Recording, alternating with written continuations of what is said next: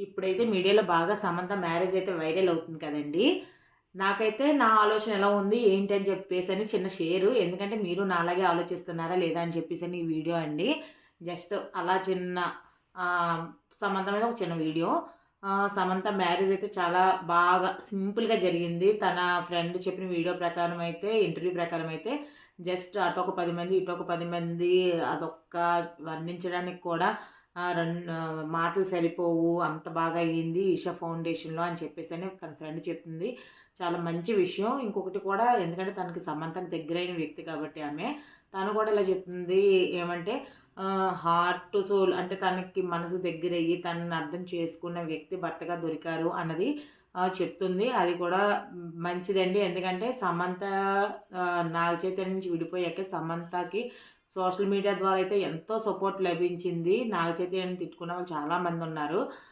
కొంతమంది ఒక 10% అయితే వాళ్ళ పర్సనల్ లైఫ్స్ అని చెప్పేసని కూడా మెసేజ్‌లయి పెడుతూ ఉండేవారు. ఇంక ఇక్కడికొచ్చేసరికి ఏదేమైనా ఒకసారి మనం సమంతతో రాజుని చూసినప్పుడు, అబ్బా!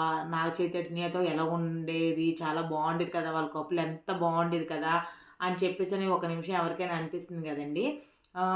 బహుశా అప్పుడు వీళ్ళు బాగా ఫేమస్ అవ్వడం, ఇద్దరు కూడా సెలబ్రిటీస్ అయ్యుండడం, తర్వాత ఒక లాంగ్ లవ్ స్టోరీ ఉండడం, తర్వాత వాళ్ళ మ్యారేజ్ కూడా చాలా బాగా అవ్వడం, మ్యారేజ్ తర్వాత కూడా మంచి యాడ్ షూట్స్ అవ్వడం, చాలా ఇంటర్వ్యూస్ ఇద్దరు కలిసి పార్టిసిపేట్ అయ్యి కొద్దిగా చిల్ అవుతూ ఉండడం, ఇవన్నీ కూడా చూసి చాలామంది వాళ్ళ కపుల్స్‌కి ఫ్యాన్స్ అయిన వాళ్ళున్నారు. అందుకే వాళ్ళు డైవర్స్ అయినప్పుడు కూడా చాలామంది చాలా ఫీల్ అయ్యారు.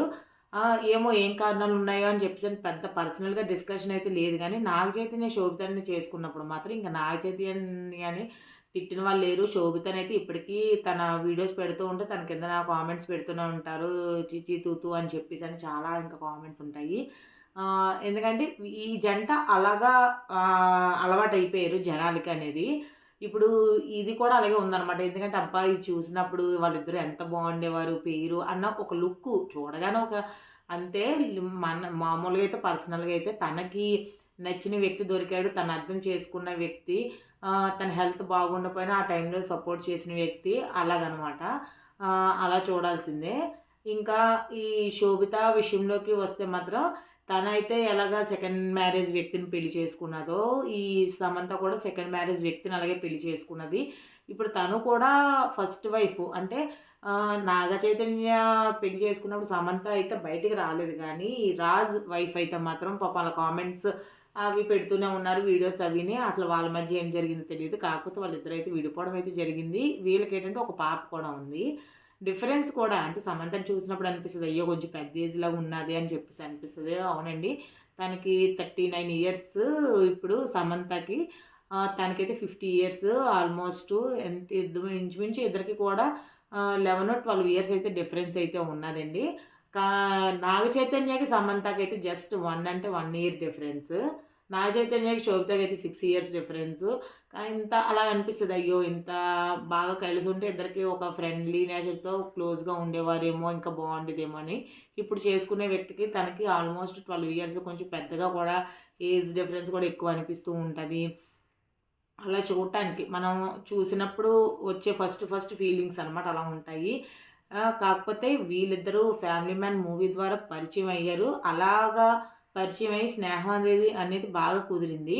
అలా ఎందుకు కుదిరిందనంటే అప్పటికే సమంత చాలా డిప్రెషన్‌లో ఉండడం. ఎందుకంటే నాగ చైతన్య వేరేగా ఇలా శోభితతో ఫ్రెండ్‌షిప్ అనేది స్టార్ట్ అయినట్టుగా తెలియడం తనకి పర్సనల్‌గా. తర్వాత తనతో లవ్‌లో పడడం, పెళ్లి చేసుకోవడం, తిన్న డైవర్స్ ఇవన్నీ కూడా చాలా డిప్రెషన్‌కైతే లోనయింది. ఆ టైంలోనే తన హెల్త్ ఇష్యూస్ కూడా చాలా ఎక్కువ అవ్వడం. అలాగా ఆ టైంలో ఈషా ఫౌండేషన్ అనేది తన మెంటల్ సపోర్ట్‌కైతే ఎంతో హెల్ప్ అయితే అయ్యింది. ఈ అలాగా అంటే ఇప్పుడు ఈషా ఫౌండేషన్ అనేది ఆర్ట్ అండ్ కల్చర్‌కి సంబంధించింది కదా! సేమ్ ఈ రాజ్ అన్న వ్యక్తి కూడా ఆర్ట్ అండ్ కల్చర్‌కి సంబంధించిన ఫ్యామిలీ కంప్లీట్‌గా అయితే వీళ్ళే ఇంకా ఆ ఫ్యామిలీకి చెందిన వాళ్ళు. ఎందుకంటే శోభారాజ్ అన్న వ్యక్తికి సంథింగ్ అక్క కొడుకు అలాగా మేనల్లుడు అక్క కొడుకు అనుకుంటాను. అందువల్ల ముందు నుంచే ఆ ఫ్యామిలీ కూడా ఉంది. అలా వీళ్ళిద్దరి భావాలు కూడా కలిసి ఉండొచ్చు.